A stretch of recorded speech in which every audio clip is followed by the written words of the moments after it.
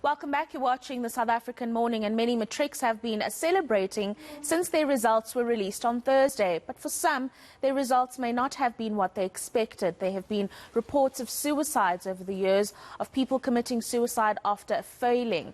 Pupils are being reminded that there are alternatives available if you do fail matric. Let's discuss the psychological impact of failure with educational psychologist Dr. Simangele Mayisela. Dr. Mayisela, many thanks for your time this morning. And it's a very difficult task for a young person to push through this idea that they have failed matric while their peers are celebrating with prospects of going to university or other institutions of higher learning.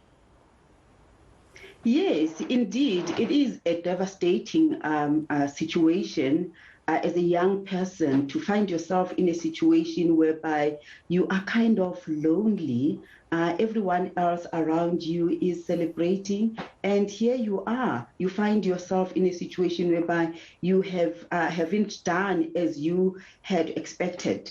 Young people are at the age where they are at the age whereby they are about survival, and they are about the survival of the species, and they are about their survival as individual.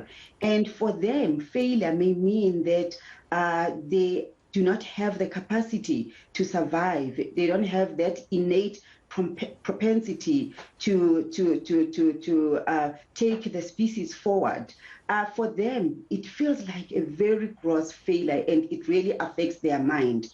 And in terms of how they would respond to that kind of a situation, usually young people are normally human beings. When they are in a situation like that, they will have a sense of loneliness, sense of not being like other people, sense of being isolated, and that situation lets someone into thinking about the failure over and over again. They find themselves ruminating about the failure itself, and they find themselves locked into thoughts about where did I go wrong? What is it that I do? Instead of thinking about what is next, what it is that I can do to make the situation different. And again, the society doesn't kind of help in that situation, because the mood is celebratory, especially now in South Africa with the cohort that has progressed now. We are celebrating that they have survived the COVID-19. They did well, in spite of the pandemic.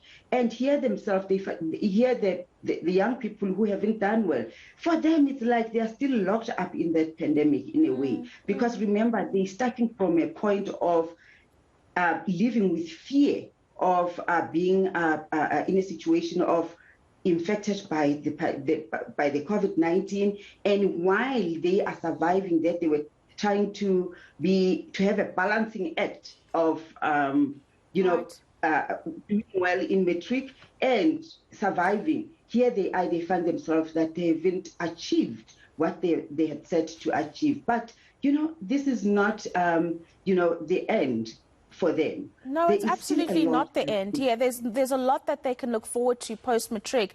But I'm wondering, Doctor, as you are speaking, the role that teachers and the stakeholders within the school environment can play in preparing a learner to make them understand that you won't always get the result that you want, but there is more. The role that can be played by schools and teachers in preparing matric students to make them understand very early on that they won't always get that pass mark that they're looking for, but there is an array of alternatives for them to approach.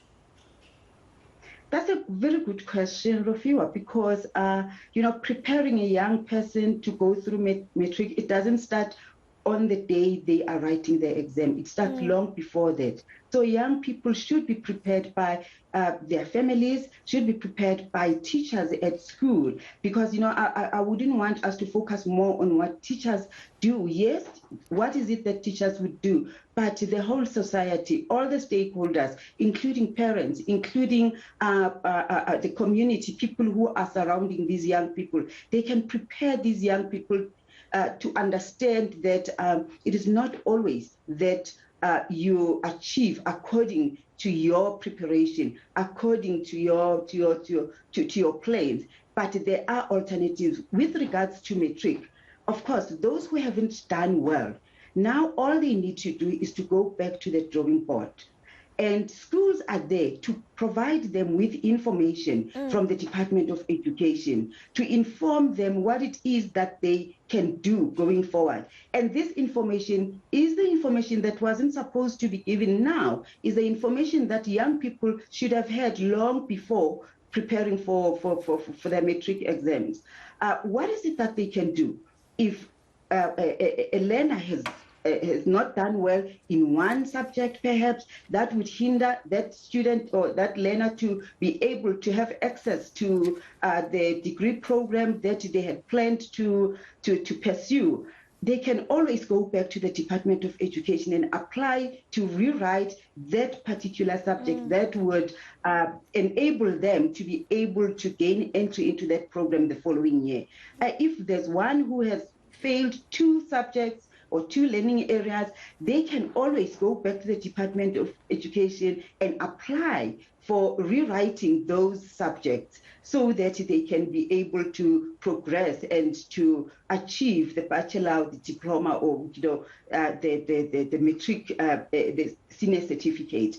And there are those who haven't done well, as in more than 3 subjects, perhaps. At those, they need to go back, and there are a number of post-matric learning centers where they can receive support, where they can, receive tuition. And there are those that are supported by the Department of Education, and there are some that are private. So they have alternatives. And again, I must say that if a student or a learner hasn't achieved according to the requirements of the program that they wanted to pursue, it is not, there is no one way into a particular career or into a particular field, because as human beings, we don't mature at the same level. So another route that a person can take, or a young person can consider,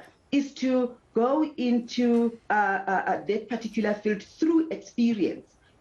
And while they are maturing, while they are gaining experience in that particular field, they can be they will stand a position to mature and be in a position to start all over again and register into a program that they wanted to pursue in order to, to have a career in a field in which they wanted to be. But then, as human Doctor, beings, unfortunately, we have run out of time.